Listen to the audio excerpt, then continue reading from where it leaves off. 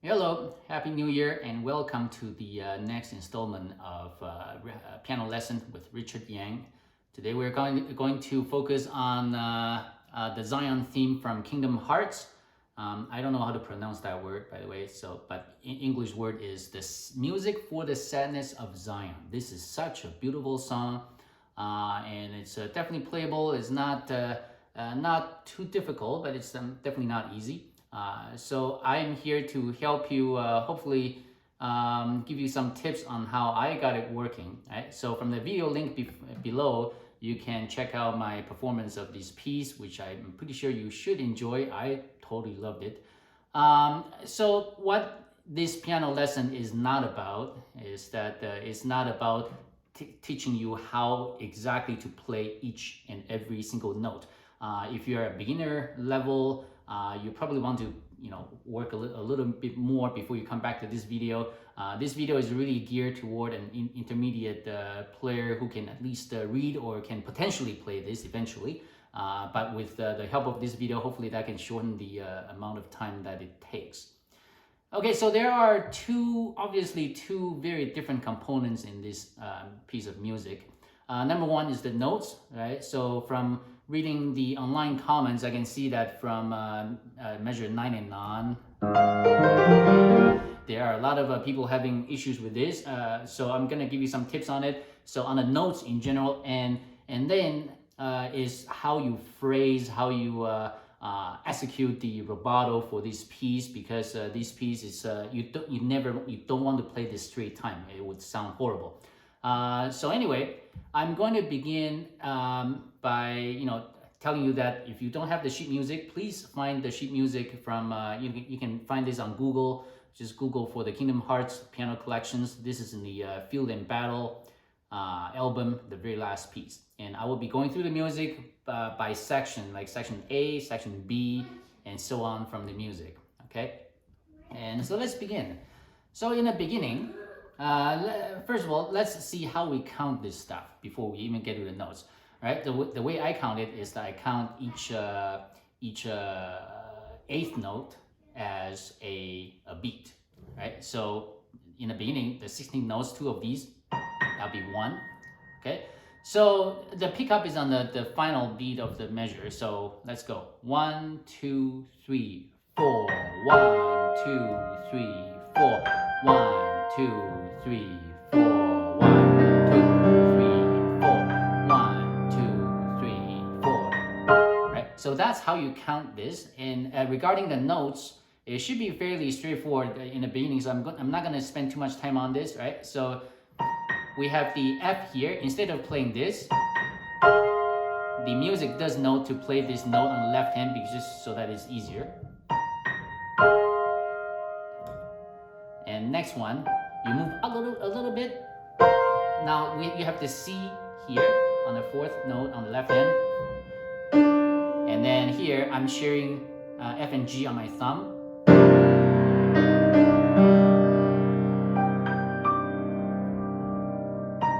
Same thing. And this time it goes up. The music says to play right hand on this. But I don't like that. So I play this. I use my left hand for the G.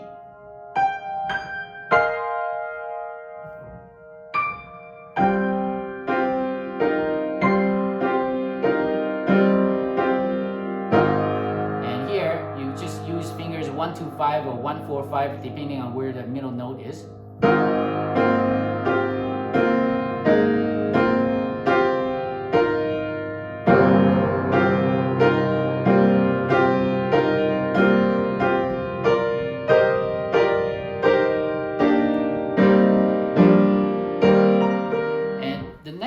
Very important is the phrasing, because this is such a beautiful song. You never want to play anything like a completely straight time. There's a lot of rubato built in, right? So in the beginning, obviously it's a very, very soft. Oops, oh, that's it, sorry.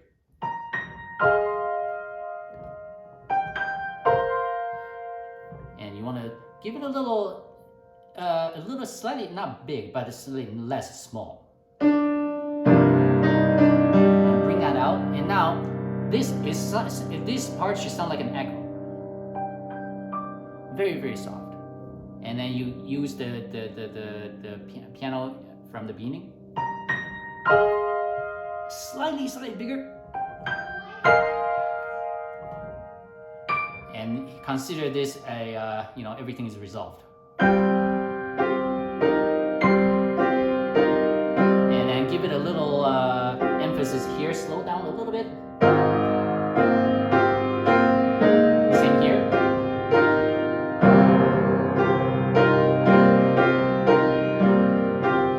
And slightly louder. I emphasize let the pedal go except for this chord.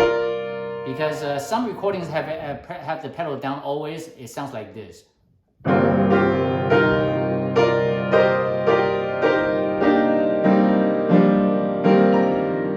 Right, that's too muddy for me. So I don't like that. I'm a minimalist in terms of a pedal. So here, let the pedal go. Sorry, change the pedal. Once every single eighth note. Change.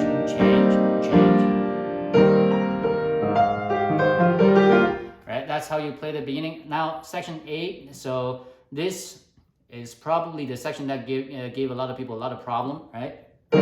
So obviously, from the music, you will first of all you will know the melody by listening to the original recording or mine, or if you play Kingdom Hearts, you know the melody, right? So know the melody well. I'm only going to play the melody right now.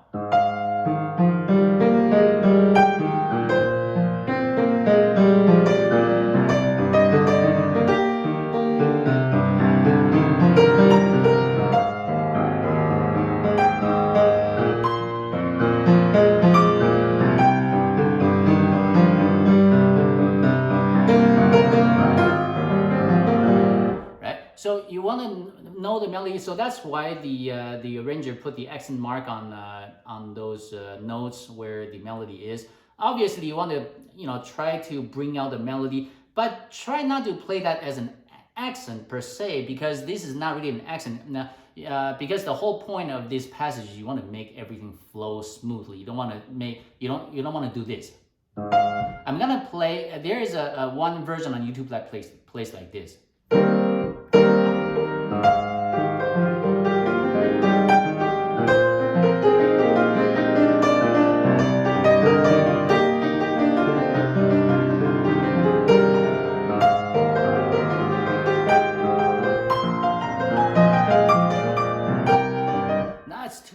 Way too much, right? So I'm not. So you can hear from my recording. My version is just somewhere in between. You want to bring out a melody, but you don't need to overemphasize it, right? It's not. Now, how do you do the 3 and 2s, right? So very, very simple. Well, no, it's not simple. It takes practice, but you want to focus on 3/16 notes at a time. So, right, 2 and 3.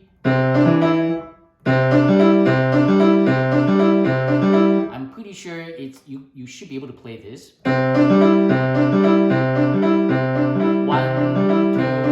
3, 4. Right? So 2 on the left, 3 on the right. Same thing here. Right? So 3 at a time. Right?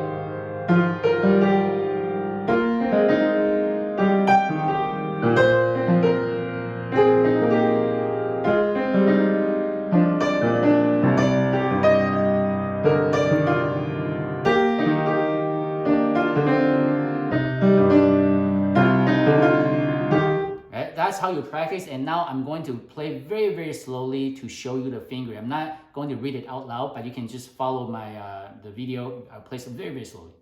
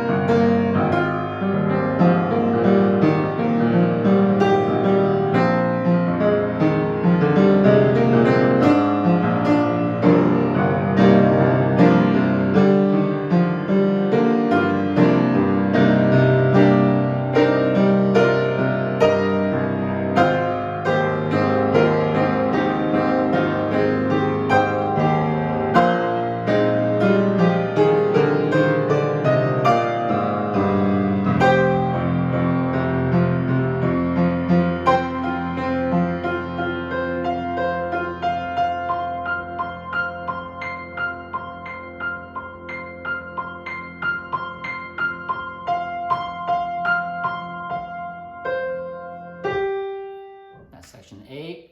And now, regarding the phrasing, right? This is probably such a beautiful section. So let's see. I'm gonna play probably a little faster. My recording is a little faster because I really like that Rachmaninoff sounding melodic line later on, and to keep that tempo, selection, I have to go a little faster on this part. So, and remember, every time you have a the accent note, you want to do a little emphasis on it. So that's where the rubato comes in.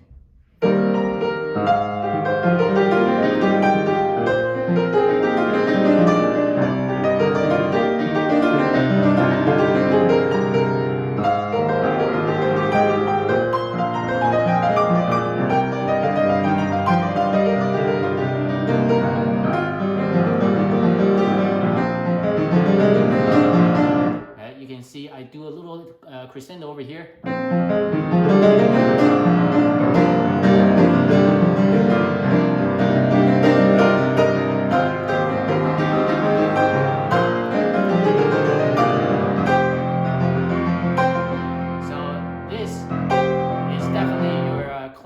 In this section. So that's how you play this section. As you can see, it's not too bad. It just need once you get the fingering down, obviously you will need to work on the left and right hand coordination. And again, I have to emphasize, I can never emphasize enough, don't play this straight time. But of course, you don't want to jump your make your tempo jump all over the place. But don't play like this.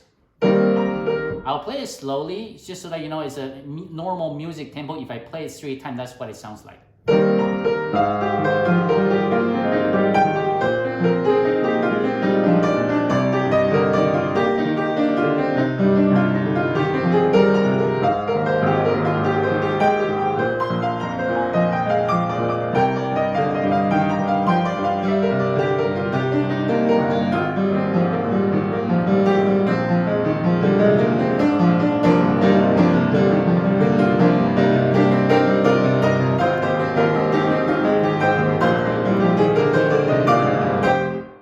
Just sounds horrible, right? Horrible, right? You want instead, I have to play this one more time just so that you can appreciate the rubato in this thing.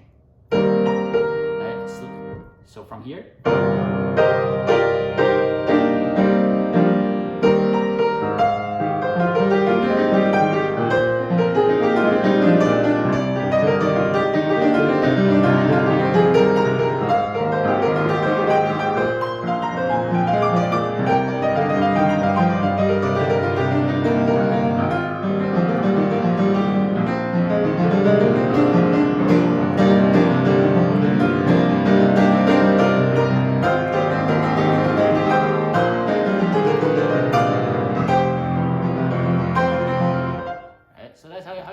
Hopefully there's no problem. Section B.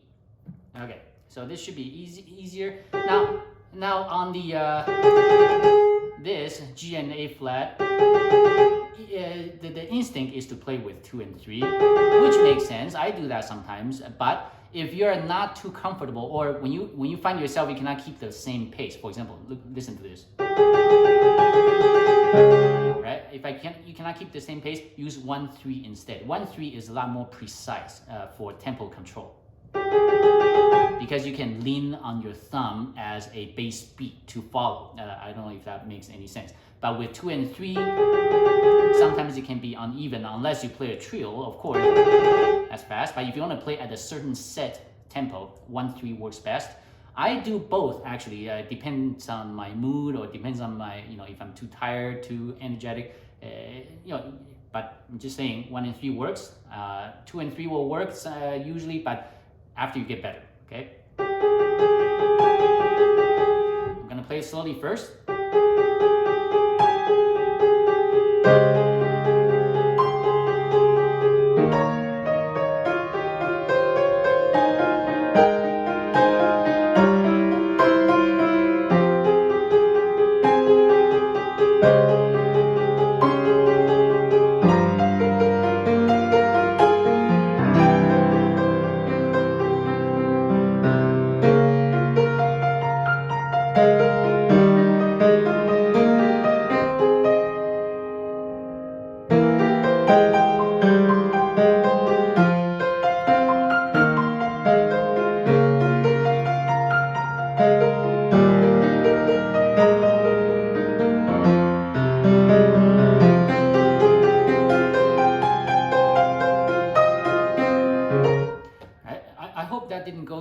press, because this shouldn't be, this part at least should be fairly straightforward. But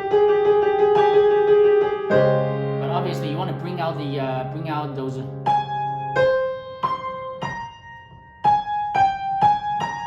Right, you want to bring out those top notes, of course. Give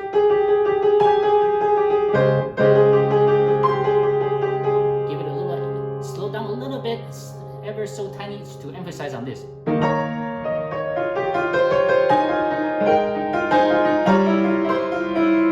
And whenever you have any ascending set of notes, you want to give it a slight crescendo to make it sound, to give it a sense of direction. Okay, so. And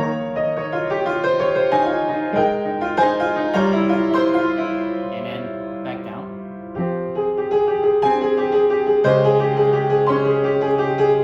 Emphasize.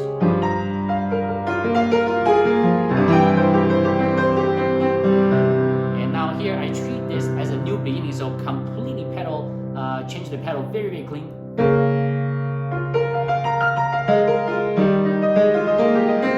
Here the melody is on the left hand, so you really need to work on your legato on the left hand, because this is so beautiful. I'm not gonna play the right hand correctly right now. I'm just gonna demonstrate the idea.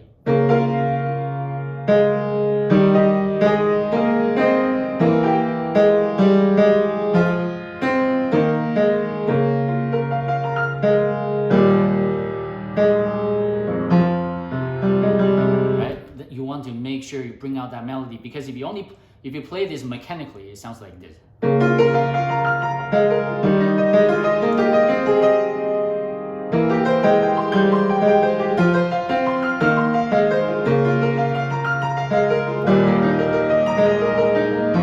No, don't do that. So do this. So I'm gonna play a little faster now, just so that I can demonstrate the rubato.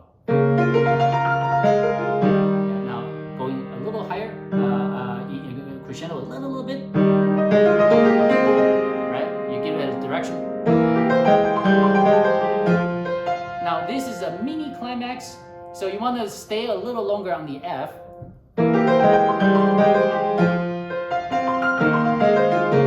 Before you start falling off again. Now, I did that, that's exaggerated of course, but that's the idea.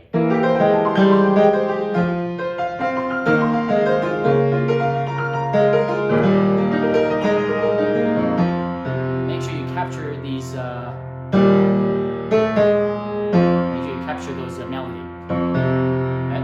Now I do a F and C on the left hand, everything else on the right hand. Repeat that 3 times. Right? Now, second C. I'll play the notes slowly first.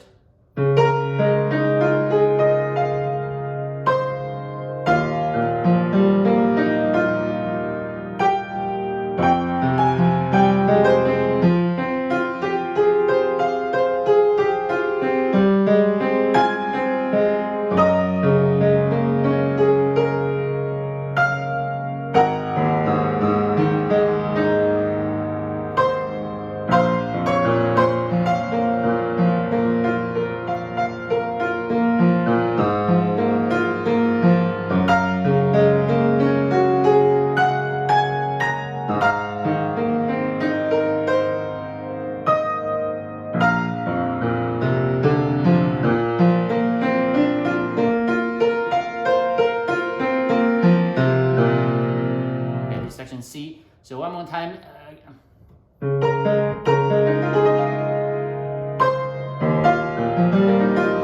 can give it a little more time. From the original record, I didn't like the original recording on this section. They play it. There is no time to rest between the notes. So you want to give it a, be more relaxed and more generous on the timing.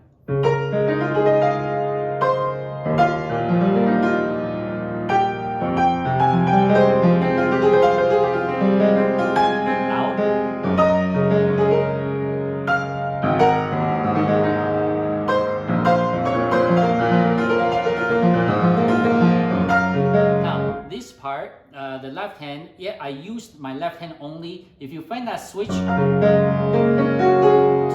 difficult, you can do right hand as well.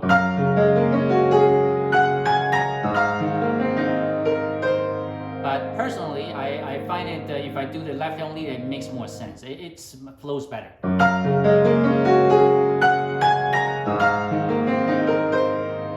I see that, but this requires you to move pretty fast.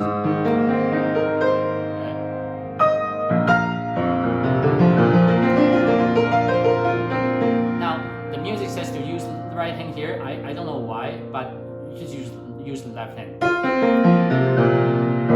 Now, section D. Now here's your emphasis.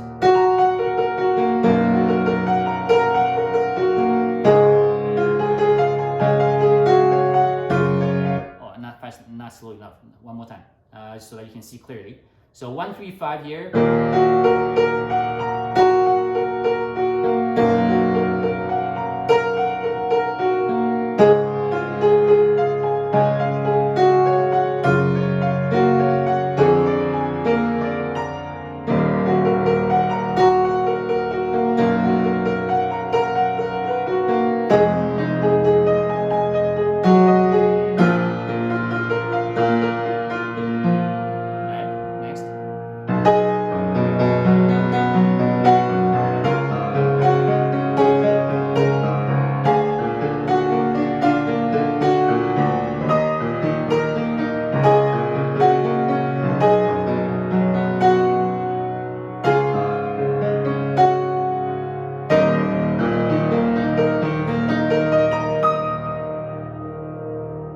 Shouldn't be too bad, right? So this section, just make sure that you, you know, these runs, make sure if you can get them a little softer, that'd be great. For me, in person, it sounds like that, but my iPhone doesn't know the difference between piano and forte, so that's too bad.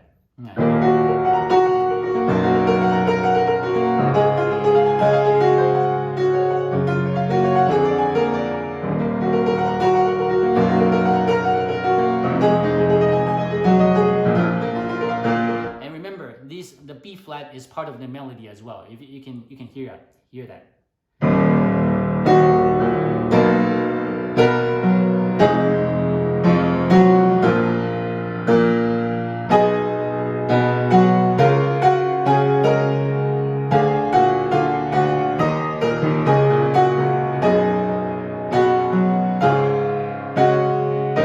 Now you really need to know your melody line to play this piece well, and that's the major reason.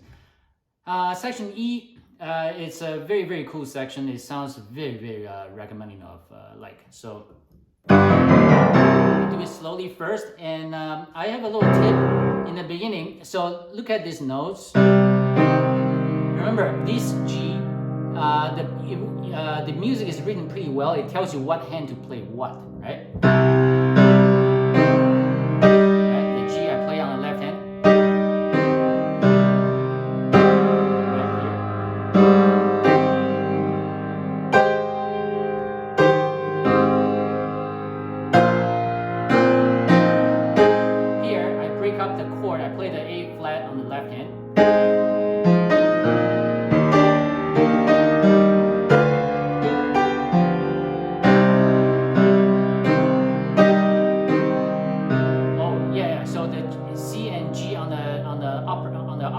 Staff, play with the left hand, see? Right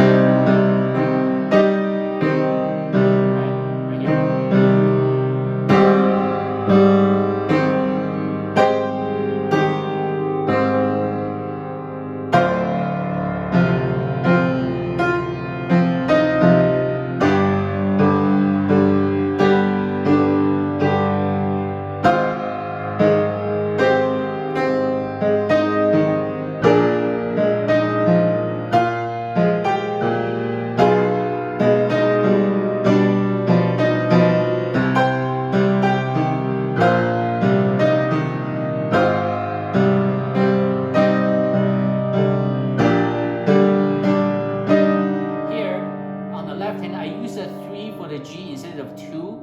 Just so that my hand wouldn't need to rotate this way. I can keep the same posture.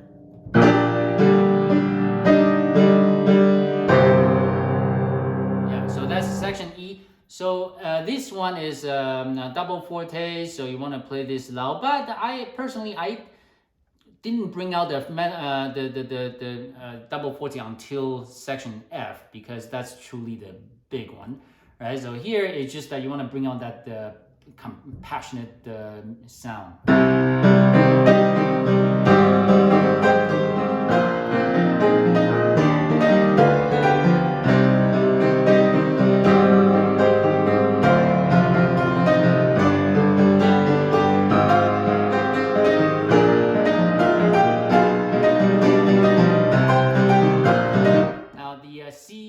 The C here is the mini climax, so you want to put some emphasis, slow that down a little bit for that note. So I'm gonna go from the beginning of the line.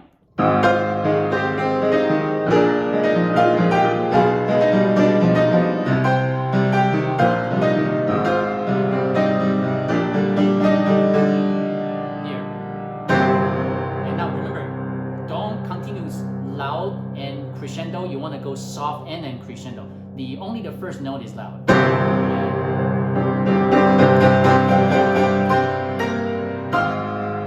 you want to take it to F like that. That's how you give it a crescendo, a good one to give it a big climax.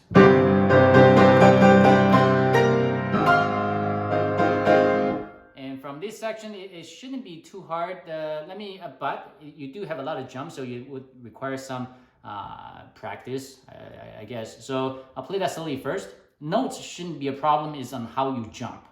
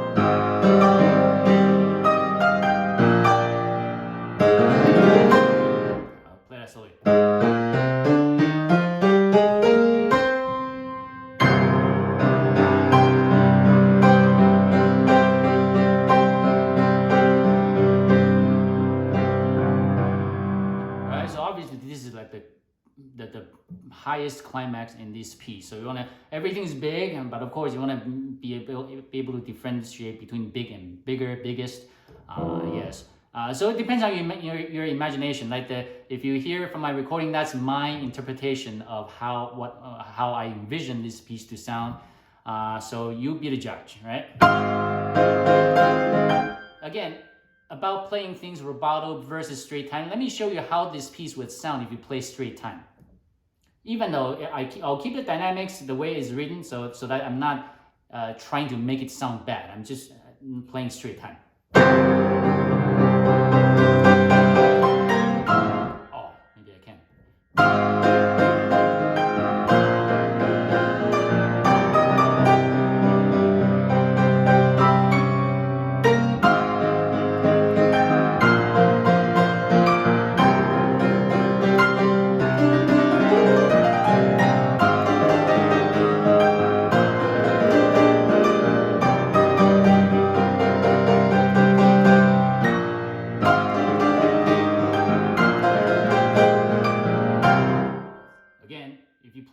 Straight time in this piece, it sounds horrible. You want to give it a rubato, and how you do rubato, this is really hard to explain, but it depends on how how you feel the music. And the best way that I can describe rubato is like an elastic band. When you pull something in the beginning section, for example, on section A, second line. Okay, if I play here.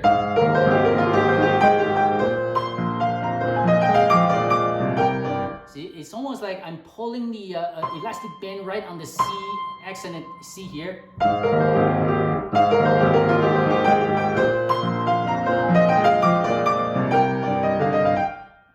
I hope that this is something that you can get. It might not be from this video, but listening to other music in general, like a lot of Rachmaninoff, totally recommend it.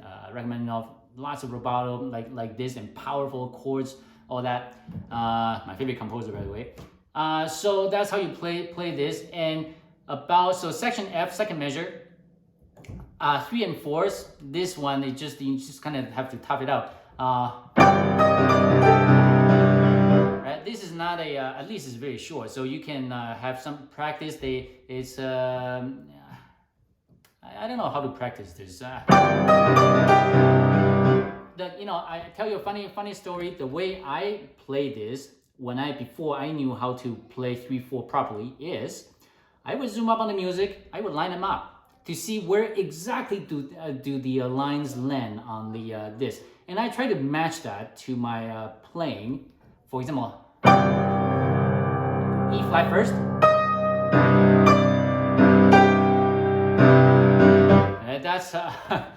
That's not the best way, but as a kid, that's how I did, and that I turned out okay, I think.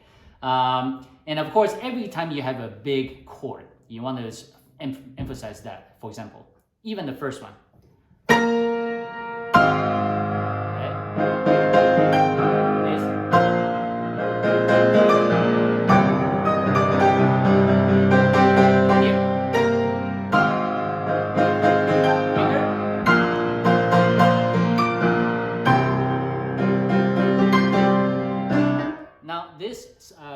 Scale run may be a little difficult for some, but the way I do it, I have to play it at full speed to play it correctly, because the way I do it is I start at the same time. I know when I need to get to the E flat on the next set, so I just squeeze all the notes in with these, and then so that I can start the E flat with the E flat here. I don't know if that's how you learn, but that's how I practice. All right? That's the first set. Now the way the music is written, don't worry about it, because the original recording didn't play like this. Starting from the E flat, treat it like like a triplet. Right? You want 3 notes here, and the A flat will land with the C chord. And so you see what happened, right? That's how the recording had it, and that makes sense.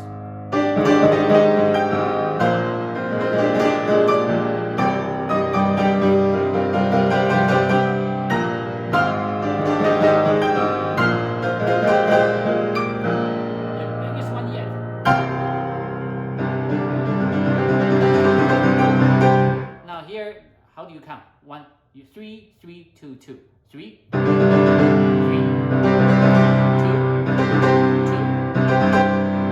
2. Easy enough, right? So biggest chord in this piece.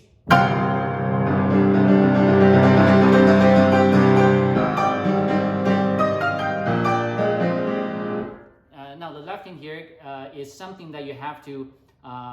This is probably one of the very few spots where I had to practice separately from my right hand, because you want to get all the chords in there.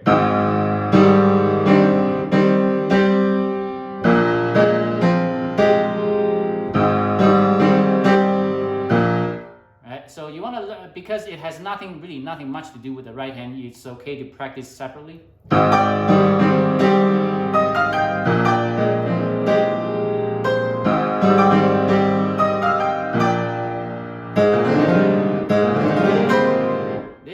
Interesting run. You would need a little practice to get that C correctly. I can do that fairly reliably, but for you it might take some practice. Jump. Here. And now the left hand, I can imagine when I was younger, this would have been difficult for me, because you have the same, different starting point on from the same chord. So where do you put your finger, middle finger? What do you use, right? So what I use is whenever it's a G, so it's a little higher on, it's more than higher on the upper left. I use a 2. The next one, because it's on the lower half of this octave, I use a 3. 2, 3, 2, 3, 2, 3. And a good reason for separating out the fingers is so that you don't get confused. Because if you use the same finger for everything, you can get easily confused and you will get into really strange very uncomfortable hand positions. So use a 2 and 3 separately. The same idea, is it the same idea with right hand? Wait, what am I doing?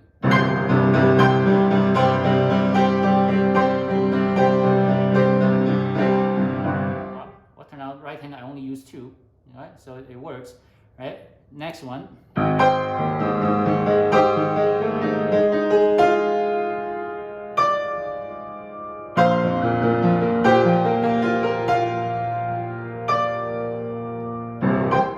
Now here, there is just a tiny little mistake on the sheet music.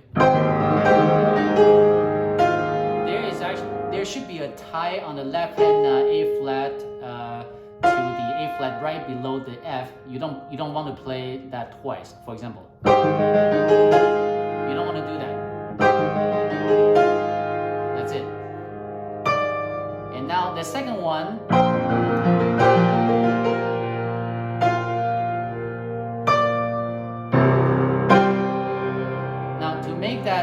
To make that jump, you will need to know where the lower C is and the timing as well.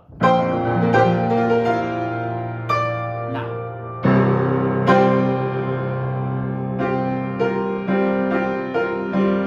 and now this middle section before we come to the next, is this in between thing.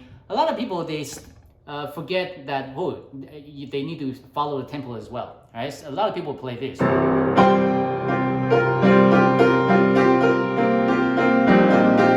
No, you don't do that.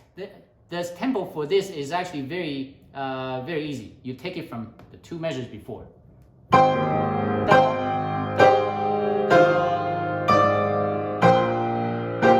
I'm gonna play the 8th notes on the left hand.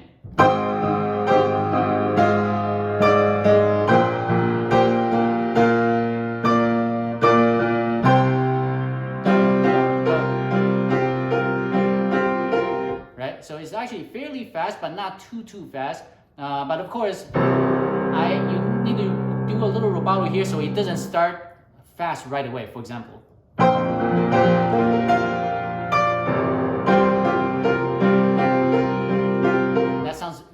Awkward. So you want to start slow and slowly get up to speed like this.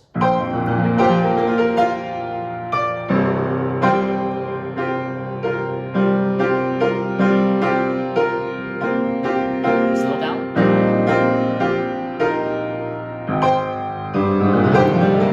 Right? So that's how rubato works in these pieces. They're everywhere, and if you execute them, well, this is going to sound so powerful. And now I'm gonna do show you the fingering on this runs. Fairly simple. Whoops.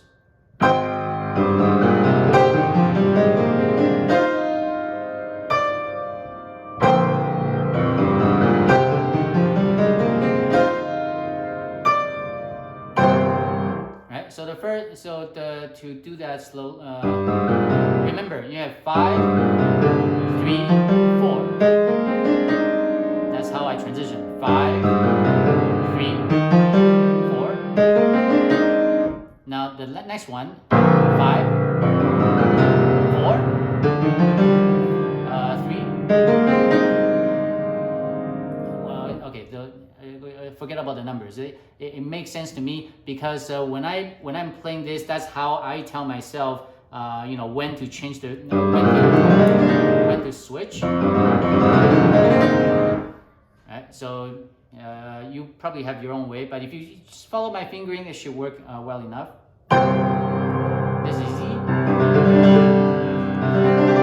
Right. No trick here.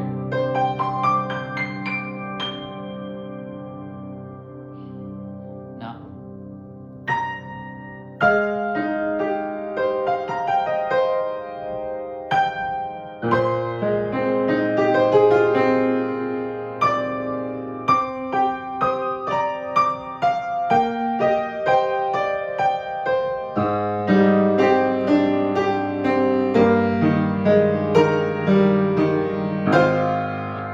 Clear enough?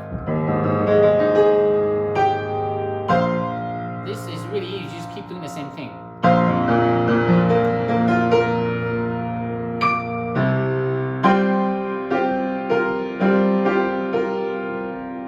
Now, from this point on, just keep the pedal down and keep it softer and softer.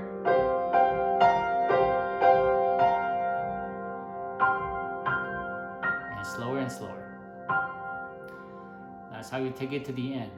So I hope this makes some sense. Notes wise, if you follow the fingering in this video, it should get you through it. And a lot of the phrasing stuff, how to make it, how to work out the rubato, you kind of have to get the notes down first. Because once you can at least get the technical part out, you can have the additional brain power, processing power to process the phrasing. So it's very important that you know, take care of the technical part first, then you work on the phrasing of this piece. So extremely beautiful. I can't emphasize enough. And work out that rubato, and you will do great. And as always, if you have any question, please do let me know. Well, this piece is still fresh. I just re-recorded this before the new year, so I still remember it.